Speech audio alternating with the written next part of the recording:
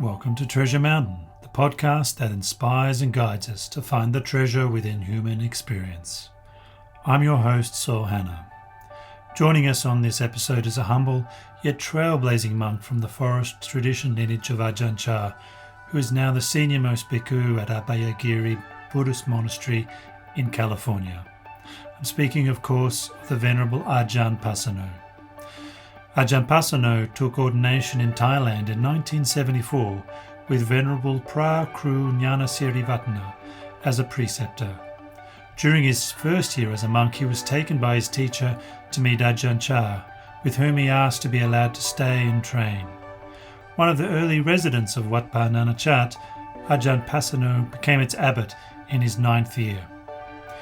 During his incumbency, Wat Pa Nanachat developed considerably, both in physical size and reputation. Spending 24 years living in Thailand, Ajahn Pasanno became well-known and highly respected monk and Dhamma teacher. He moved to California on New Year's Eve in 1997 to share the abbotship of Abhayagiri with Ajahn Amaro.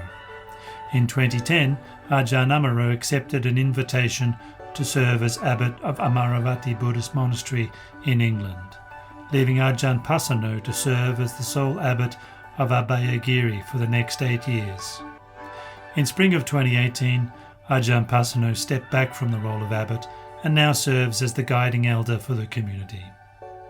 Now, I have a quick note for listeners. I had a lot of problems with delayed echoes across the original recording. I did a lot of editing to remove that echo, and I believe I've removed all of that which can be removed without changing the flow of the interview. I think it's turned out quite well, but there are a few points at which we have echo or less than optimal audio. In any case, I think that this is a really interesting interview in which one of the most senior Western disciples of Ajahn reflects upon a life and the changing times as Buddhism comes to the West. I hope you all enjoy this interview with Ajahn Pasanno.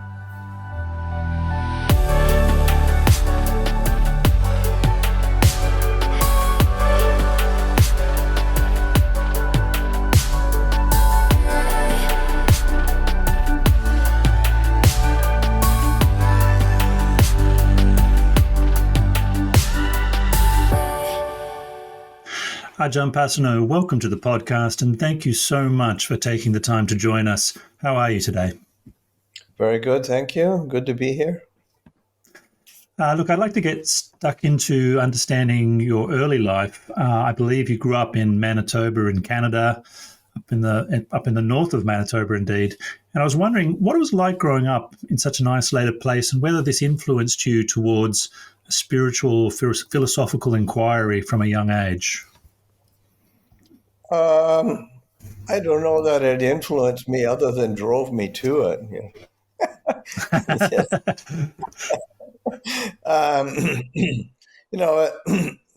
Northern, it's about, say, about 600 miles north of the American border, small town, pretty rough. I was really, and not much spiritual kind of examples, really. So that I think it ignited, certainly in me, it ignited a kind of a yearning. So you felt like you just wanted to get away and maybe see the world, or did you feel like there must be something different? Yeah, exactly. I say there's got to be something more than this. Yeah. Okay. Right. After you grew up and you went to college in Winnipeg, you travelled around the world and ended up in Thailand. What set you off on this journey around the world? Well, it was both a yearning for something other than than what I grew up with, and even what I was found at university, just sort of looking for something. And but then even when I was at university, I did get introduced to Buddhism. I did. I took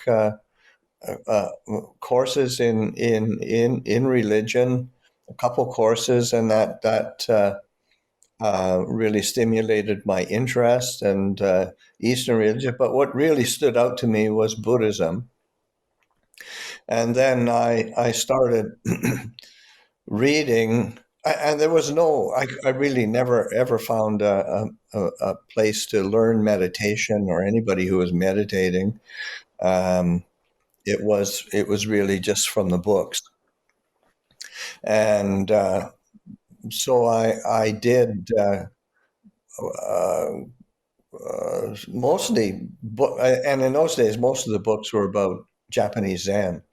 Mm. So I formulated an idea in my mind that I would like to go to Japan and study Buddhism because that was the main thing that I came across in my readings. Although I did read about Theravada Buddhism, I did read about Tibetan Buddhism, but the most popular thing in those days, because that was late '60s, Mm. was and into early '70s.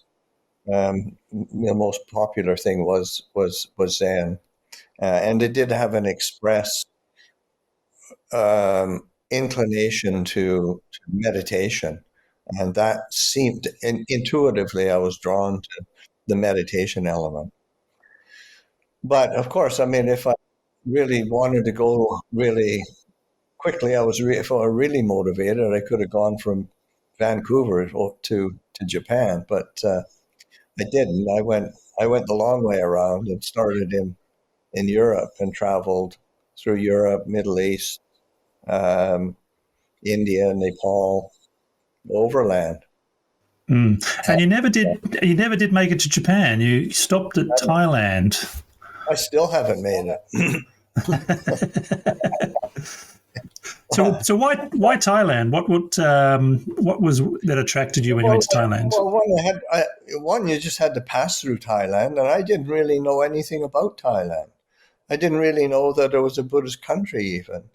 And but then you get there, and it's obvious that Buddhism is everywhere, and then the elements of the society and culture that I found really attractive, and the just the kind of warmth of the people and easygoing nature of the culture. It's just that, well, the major conditioning influence in their here is Buddhism. So I should study Buddhism.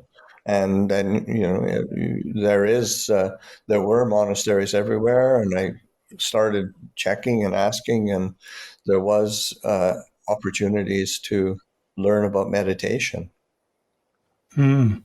Did you go on a retreat there, or because you ended up ordaining in Bangkok? How did that all come about? I did go on a retreat. The first my introduction to meditation was a 1 month long Mahasi Sayadaw kind of Wow, intensive, sort of in a room by myself for 18 hours a that's pretty day. intense. Yeah, it was, and but I loved it. Mm. So I felt really drawn. I felt, this is something I really can explore and really have to explore. So then I went to, and I had to, where I did this retreat was up in the north of Thailand, and I had to go back down to to Bangkok because of some um, um, embassy business for a passport. I had to renew my passport. So I was there. I'd heard about a monastery in the outskirts of Bangkok that had a very good English library as well as a meditation section as a part of the monastery. So I went there and, yeah, studying, meditating.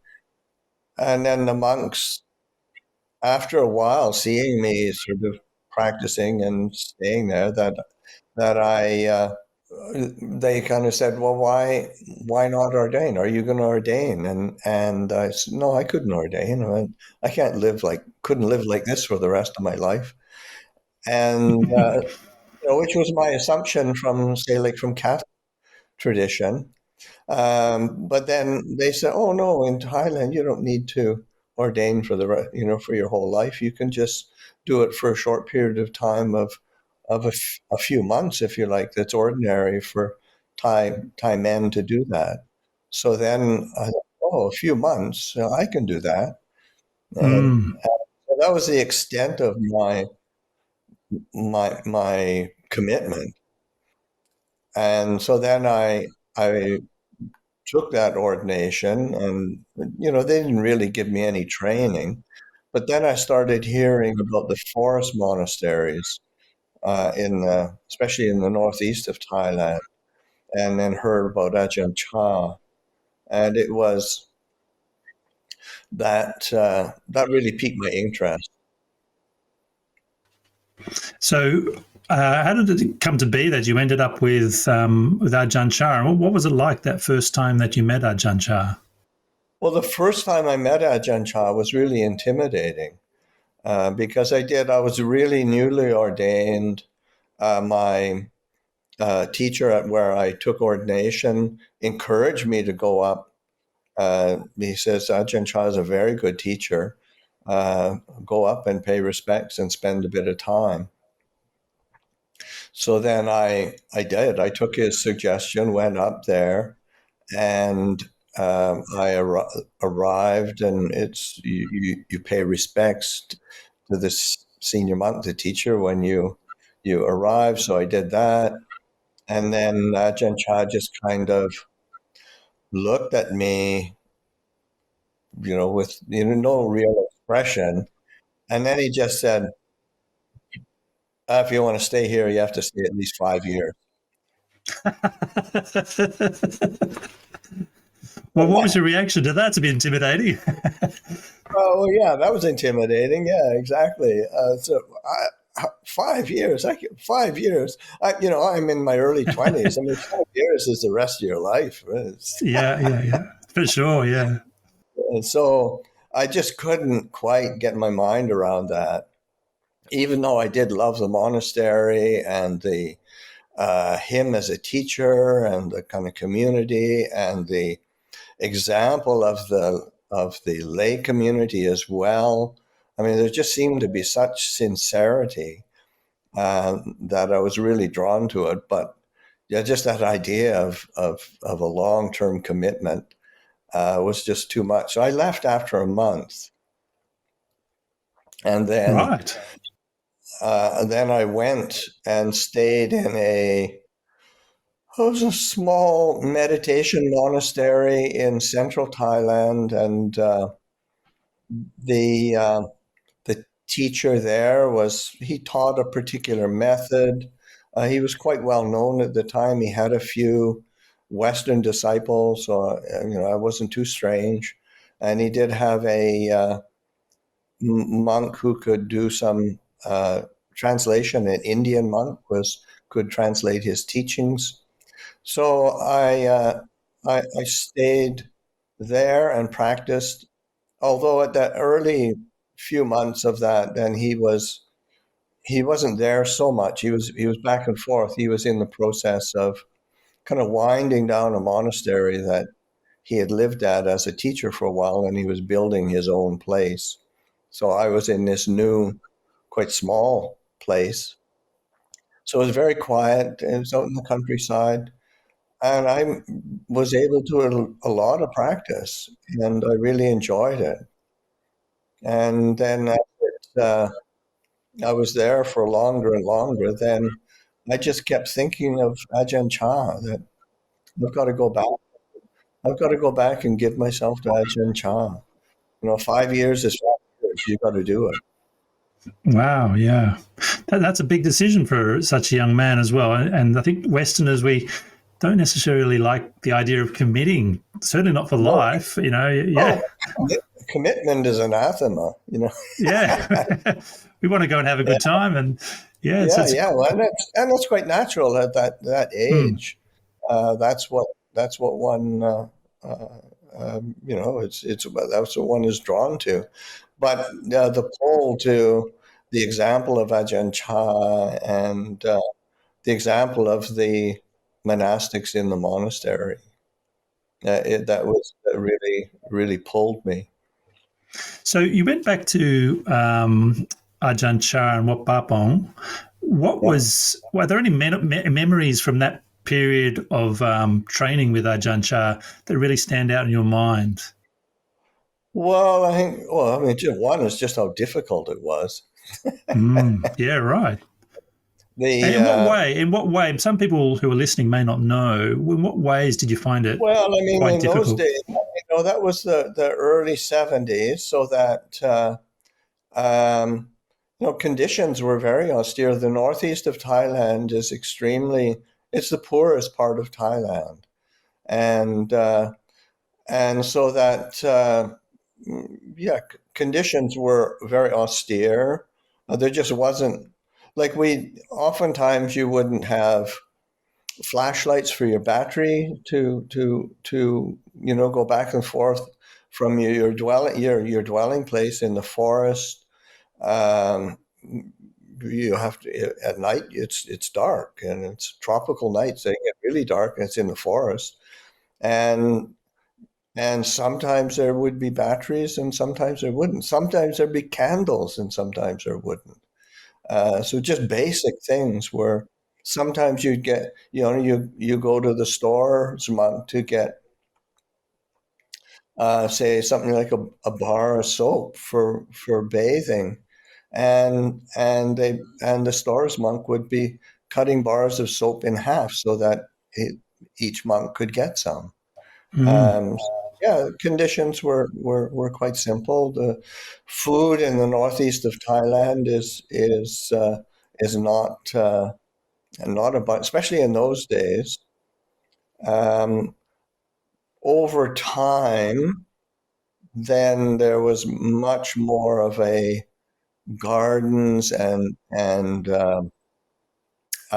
more, say, far more vegetables being grown, and yeah, a lot more of the uh, yeah, just basics were more available over time. The economy was being developed. Yeah, and also besides the kind of the physical conditions, um, say like yeah, I never saw such a thing as a zafu until like a cushion to sit meditation on for years and years. Yeah. You just sit on the floor. All of the northeasterners, they grow up on the floor, so they're comfortable sitting on the floor, and yeah, it was that as a Westerner with a body that not very flexible, had to just that physical hardship. And then there was a rigorous schedule at times. So that was, but it was the thing is you're young and it's all a challenge. So it was yes, it was difficult, but it was also very satisfying. It felt like really exactly what I wanted to be doing and should be doing.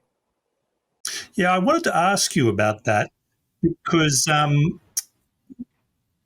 it was there were quite a few Westerners that went to train with Thailand at the time.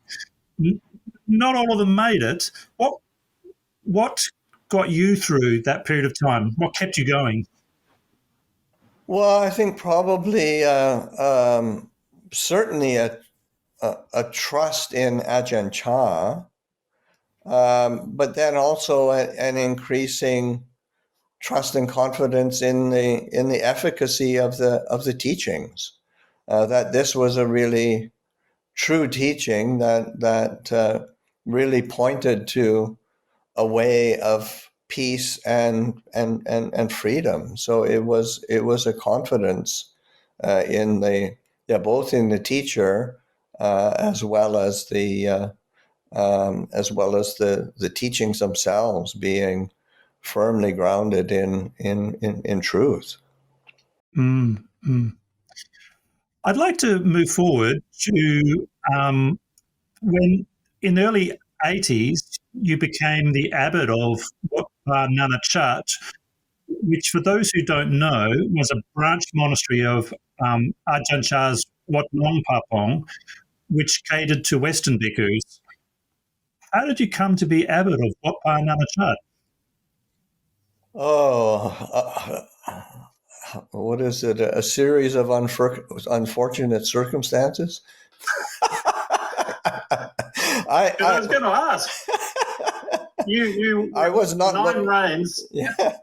Yeah, it was very, very young at the time. Although in those days, we were all reasonable. Like when Ajahn Sumedho became the abbot, I mean, he was just going into his 9th year as well. But it was more.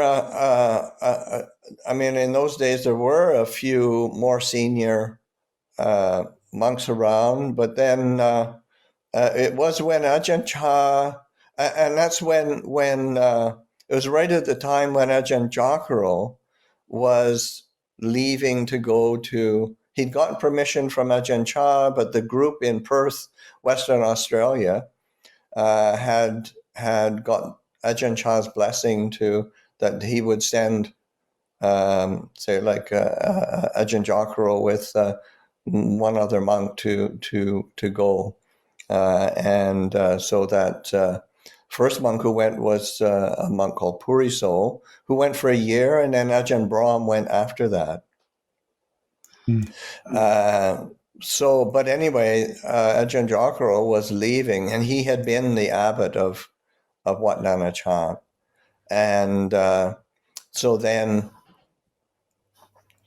Ajahn Chah, I was out at a kind of a remote branch monastery along the border of Laos. I'd spent the rains retreat there, and I absolutely loved it. There was a huge forest, about 1,000-acre forest that still had plenty of wild animals, and it was in a reservoir from a power dam, so it's very beautiful conditions, and I found it very conducive to meditation. So I was making plans to stay, which, you should never make too many plans as a monk.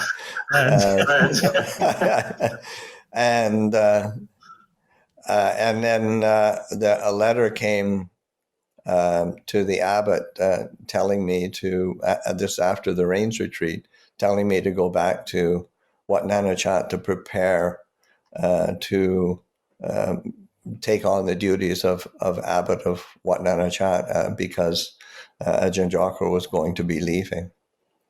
So that it was Ajahn Chah's initiative, and I mean, it wasn't a request. It was sort of he let me know that's what I was going to be doing. Gosh, that's a huge change. And I think coming from a Western culture, we're not used to that idea that you're going to get ordered, more or less, to do something. How did you feel? How did you feel about it? Well, I felt terrified. Right. The idea of taking on that responsibility, having that duty, and I felt I felt that Ajahn. I also felt that if Ajahn Chah felt I couldn't do it, he wouldn't ask me to do it. True. So, because I had a lot of trust in him, and felt that he really understood human nature and understood us as human beings. So I had the confidence that he knew what he was doing. I didn't have the confidence that I knew what I was doing. Yeah. But I felt, okay, I think I can we'll just have to make this work. It worked out really well, though, in the sense that under your leadership, Wat Nana Chat grew in size. there was more monks coming to practice there? Yeah, I think I did okay. It's very modest. It's very modest. Did you want to say anything else about that? Well, it was just the that sense of right at the timing was also when Ajahn Chah was becoming quite ill. So it was a period when he was getting more sick, and so on a certain level, it wasn't a negotiable situation because it was I don't want to bother him or put too much onto his plate because his health was really falling apart at the time. Right. Right. So I think, okay, I got to do it. So yeah, and when Ajahn Chah did pass away, you were quite involved in the funeral as well. So that's quite a big position of trust because I believe, I heard 1 million Thai people came and visited during the funeral period. Yes, I mean the funeral period was quite long, but yes, there were, just on the actual day of the funeral, there was about somewhere between 300,000 and 400,000 people. It's incredible. And then over that period of the funeral, people were streaming in from all over the country, but we did. One of the things that we did, it started probably 4 or 5 years before Ajahn Chah passed away, was we said, Ajahn Chah is not going to get better, and there's going to be a funeral, and it's going to be huge. We've got to start figuring out how to make this work. So there was a lot of planning that went into developing the infrastructure to receive that situation. Although I think none of us could have conceived of how big it was going to be. But one of the things it did do, and I talked with a couple of the senior monks and said, we should really take a group of senior monks up. There was a very senior disciple of Ajahn Mun who passed away, very respected, and his funeral was taking place. I said, we should go up and observe that to see what we can learn from that.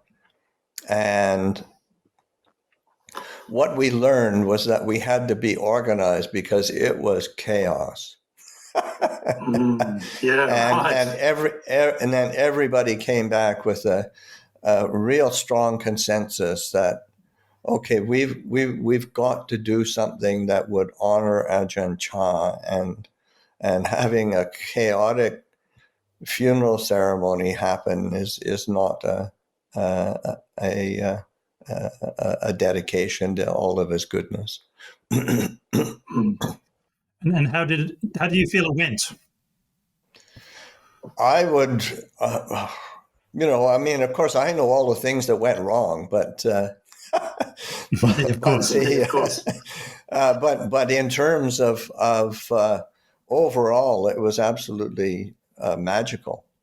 And it really was able to provide an atmosphere of peace and faith and introducing teachings and practice to so many people. I mean, just the right around the time of the actual cremation, there were about 5,000 to 6,000 monks living in Wat Pah Pong.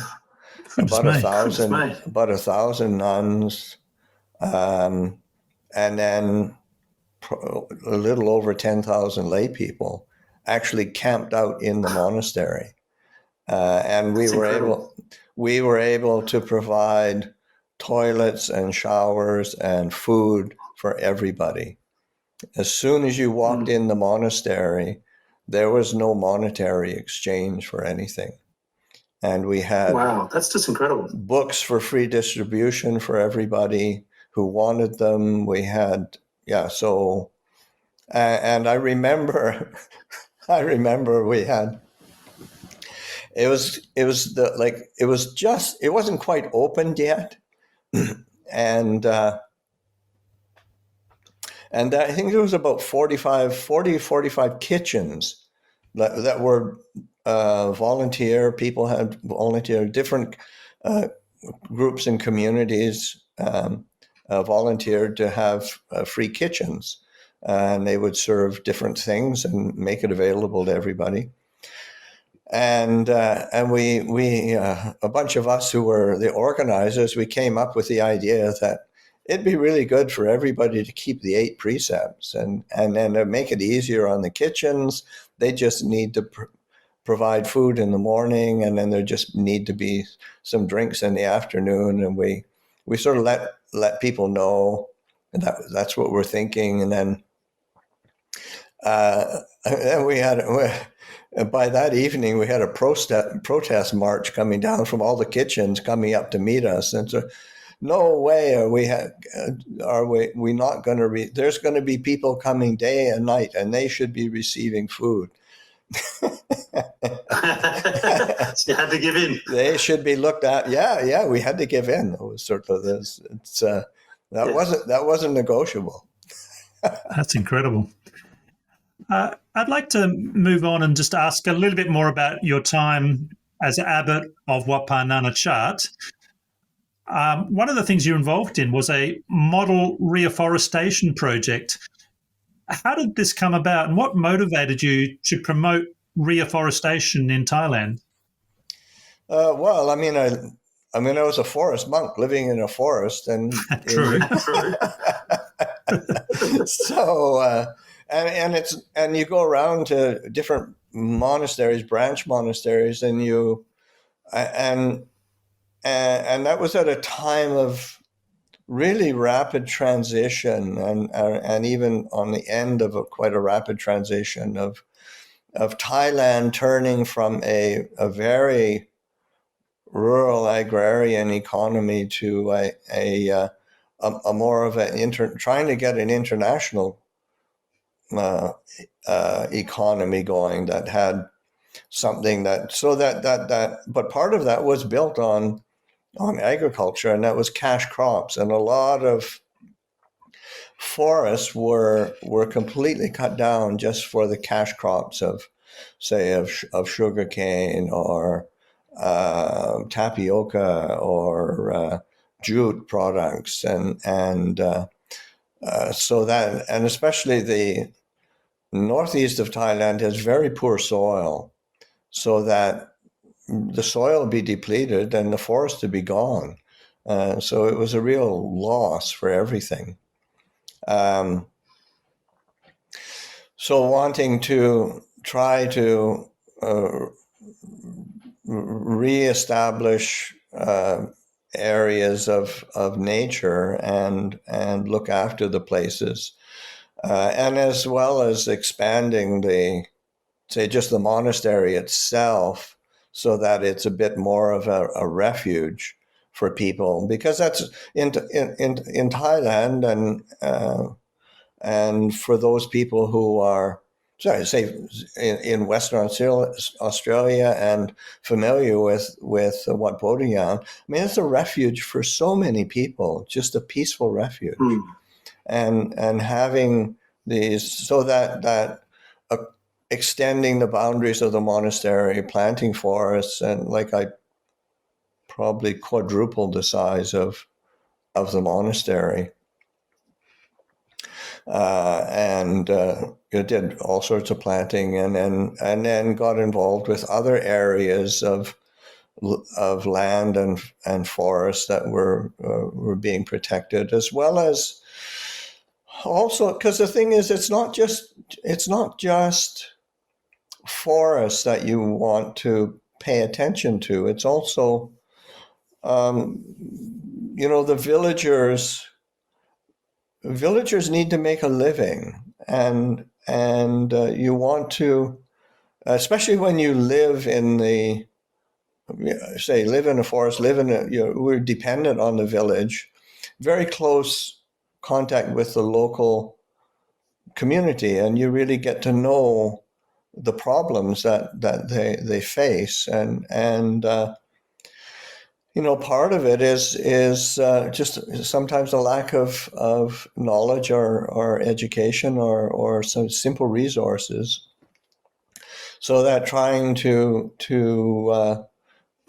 introduce livelihoods that would help supplement the income, their income, and that creates a stability in the village culture that is good for everybody. And trying to get them in, and also like taking them out to different development projects and get them thinking what would work in our village, what would work in our area. And and when they're doing that, then they're able to look after the forests a lot more, because especially in the northeast of Thailand, traditionally the forests were really that was their kind of their that was their market. That was their a traditional diet or way of life in northeast of Thailand is they would plant a single rice crop, and then they would have a small gardens close to their houses with just garlic and chilies and spices and whatnot, and the rest of the food was gathered from the forest. Right. And so that's gone now. So then trying to introduce ways of that the villagers could be planting things in areas that would give them either supplemental income or supplemental nutrition. That's a really interesting, like the holistic way of thinking about how everything is connected, and it's like everyone wins. Everyone wins. Everyone wins. Mm. Yeah, and fantastic. Yeah, and I had good people helping me out. It wasn't just me. Of course, yeah. I'd like to turn next to the time when you're invited to join Ajahn Amaro as co-abbot of the newly established ABIA Monastery in California. How did that come about? Well, in America, they were the group in the Bay Area, San Francisco Bay Area, had the commitment to establish a branch monastery, and they knew Ajahn Sumedho because of his connection to California. His parents were in California. He'd go back about once a year to visit them. They were elderly, and so then that was in Southern California. But he'd come up. Jack Kornfield would invite him up and to teach, and so that a group of people started to gather who wanted to have a branch monastery of Amaravati in Northern California. And Ajahn Sumedho felt he couldn't really take it on, so he designated Ajahn Amaro to do that. So Ajahn Amaro would come about Yeah, about once a year, and visit the Bay Area, but visit other areas of Buddhist groups in America, trying to get a feel for what this strange thing called America was. And so people, there started to be a groups of people, and then it gets into, say, like early 90s, and say our communities in Europe were they went through a whole period of upheaval, and everybody said, let's not commit at all to the place in America. It's just too much. We've got enough on our plate already. We need to consolidate what we have and make sure our communities are stable, which is the right thing to do. And so one of the conditions was that they wouldn't start anything until they had a group of monks, at least 4, to start this new venture in America. Around that time, in the beginning of the early 90s, and some of the group from the Bay Area were also coming to Thailand, and I was getting to know them, and then which was nice. They're good. They're very sincere, solid practitioners. So that was it was inspiring to see this. And then there was a period where I went on retreat and ended up and stayed in England for a year, in Chithurst Forest for a year. Yeah. And I had already started to think in terms of, in long term of my life, I don't know that maybe I should be trying to be somewhere else and help in some other way. But it wasn't really clear in my mind. And then after being in retreat for, I don't know, almost a year, then Ajahn Amaro came back from one of his trips he just spent the winter with the group in California, and he was relating what was happening and how it was going, and also one of the senior monks from Chithurst, where I was he had spent that time there, so they were saying what they're doing, and then saying how it'd be, there's this, and kind of, when are we ever going to be able to get enough monks to help, and then it sort of felt, well, maybe I could help with that. And so then I approached Ajahn Amaro and said, would you like me to help out? And Ajahn Amaro, when he relates the story, he said I was talking with him, but I was very hesitant and sort of wasn't quite direct. And he said, what's going on with Ajahn Pasanno? He's usually really straightforward. And then when I said, when it was broached the subject of maybe helping him out, he said he just about leaped up and kissed me. It's because and that was, but I said, the only thing is I don't have permission. I've got to go back to Thailand. I've got to get permission from the elders at Wat Pah Pong. I've got to make sure that I can pass on the abbotship of Wat Nana Chat. So it's not a done deal. You can't say anything until that happens. So that and he felt a lot of confidence as he went forward and developing plans to keep going, because he always felt he had this ace in the back pocket of Ajahn Pasanno ready to help out. So yeah, it ended up a wonderful collaboration between the two of us.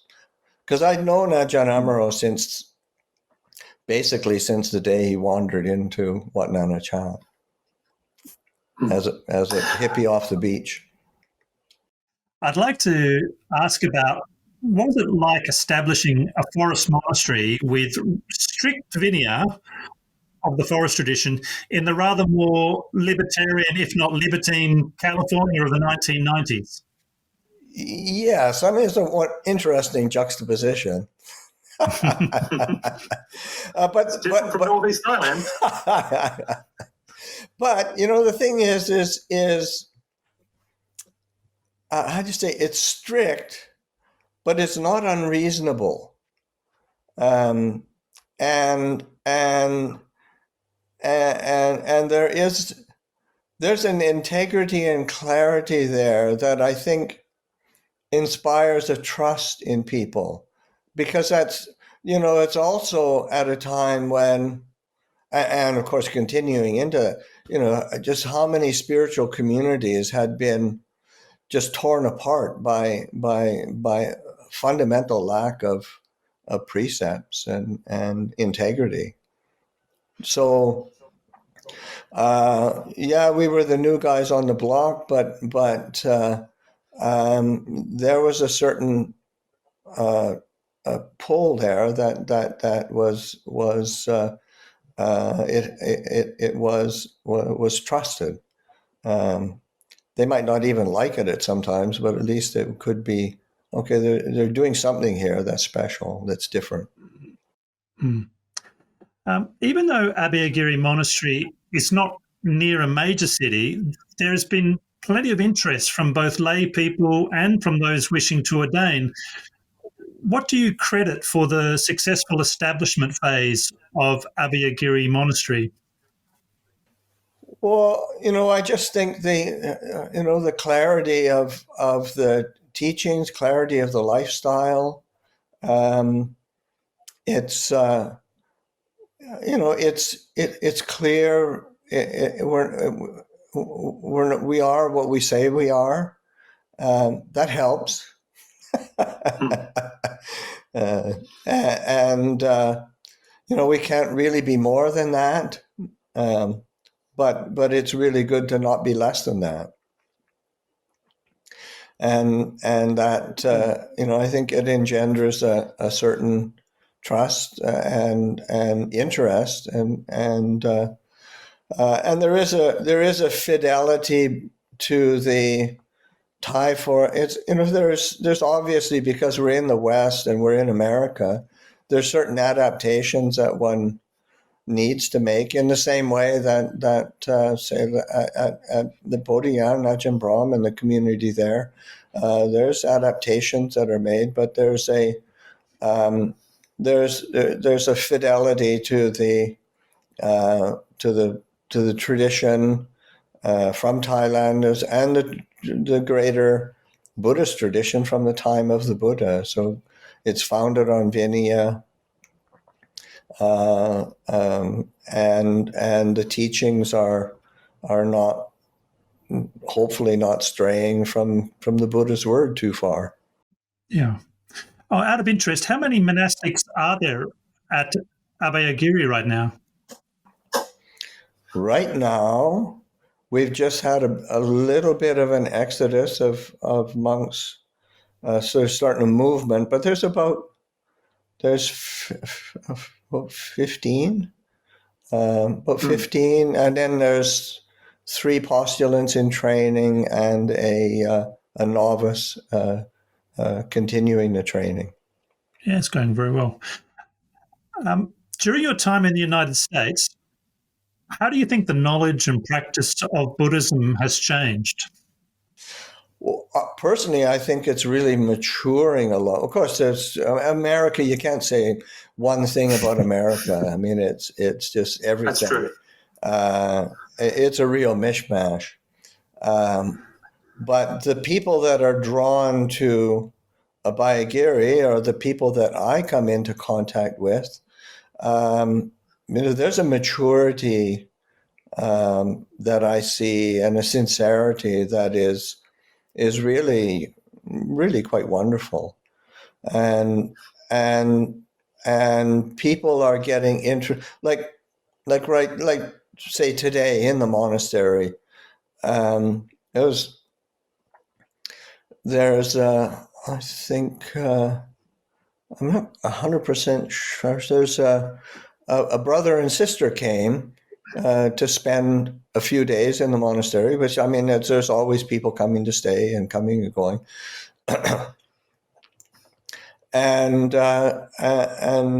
I think she's maybe 18 and the brother's 16, 17, and they're already practicing Buddhism and want to come up here. And it's just to me, that's amazing. And so there's a range of people, a range of ethnicities, a range of ages, people coming to practice, and they, I mean, we don't advertise. I mean, people show up because they've heard of us or they've tracked us down through our website, through YouTube channel, and then they show up here. In 2018, you stepped away from the role of Abbot of Abhiagiri, passing the role on to Ajahn Karunadhammo and Ajahn Nyanako. Both of these monks are American and have mostly trained in the United States and indeed mostly at Abhiagiri. I wanted to ask you how you feel about this milestone and what do you think it signifies for Buddhism in the US in general, that you can now be transferring leadership to monks who have trained mostly in the US?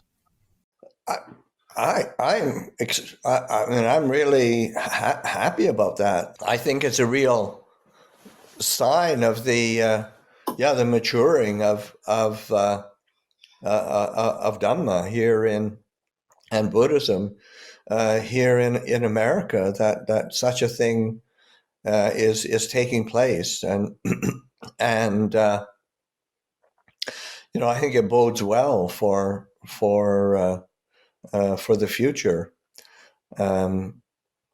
So that, just having the homegrown, and that's kind of been, Abhiagiri has you were so far away from everything that we have had some Thai monks come, but not so many, and it's not so easy for them.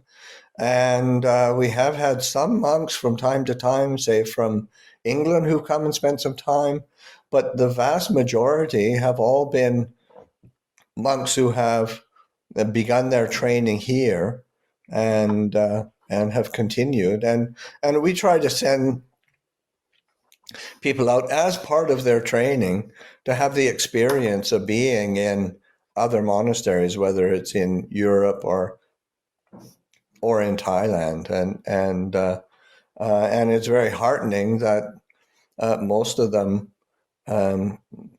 want to come back and help out here. Coming now to the end of the interview, Ajahn, you've lived a life dedicated to the spiritual quest of a Buddhist monk. What advice would you give to someone who's starting out on the Eightfold Path and who may have an interest in ordaining as a monk or nun? Well, I mean, I say if you've got an interest, go for it. Simple advice. Simple advice. Simple advice. I mean, just don't think about it too much. Don't try to find the perfect monastery. Don't try to find the perfect teacher. Just try this out, try that out, try that place out, and see what feels like a fit. But as I said, don't think that there's going to be some perfect place somewhere with a perfect teacher where all you need to do is go there and then you'll full awakening will be bestowed on you. It's not how it works. It's like Ajahn sort of saying, people looking for the perfect place. It's like a turtle with a mustache. You're just never going to find it. Never going to find one. You're looking for a turtle with a mustache. You're never going to find it. But you have to keep putting the attention on the practice and the training, the inner reflection, the inner contemplation, and also, I think one of the things that's really important, because especially in Western culture, we're such a success and failure oriented culture but more measuring one's development, not in terms of some idea or ideal of success, but just how does it feel? Do I feel more comfortable? Do I feel more happy in myself? Do I feel more peaceful? Are there more skillful and beneficial qualities arising in me? That's what one wants to be cultivating. And sometimes that's difficult, and sometimes it's easy, sometimes it's quick, sometimes it's slow. One really has to be patient with the process. That's very wise advice. Thank you, Ajahn, for taking the time to join us on the podcast. I really appreciate it. And best wishes. Wonderful talking with you. Yes, and best wishes to you. And thank you to all our listeners for joining us for this inspiring episode of Treasure Mountain, in which we heard about the spiritual path of Ajahn Pasanno. If you've enjoyed this podcast, I'd appreciate it if you could share this episode with your friends or other people who could benefit from its sage advice. And don't forget to click the follow button on your podcast app so you get the latest episodes turning up in your stream. The Treasure Mountain podcast is part of the Everyday Dhamma Network. You can find out more about Treasure Mountain podcast by going to the link in the show notes for this episode. You can also find out on the Treasure Mountain website information about all the previous episodes and guests, as well as transcriptions of our interviews. And if you go back to the everydaydhamma.net homepage, you can discover more about the 3 other podcasts on the network and links to subscribe to any and all of them as well. I hope you'll join us again on our next episode of the Treasure Mountain podcast as we seek for the treasure within.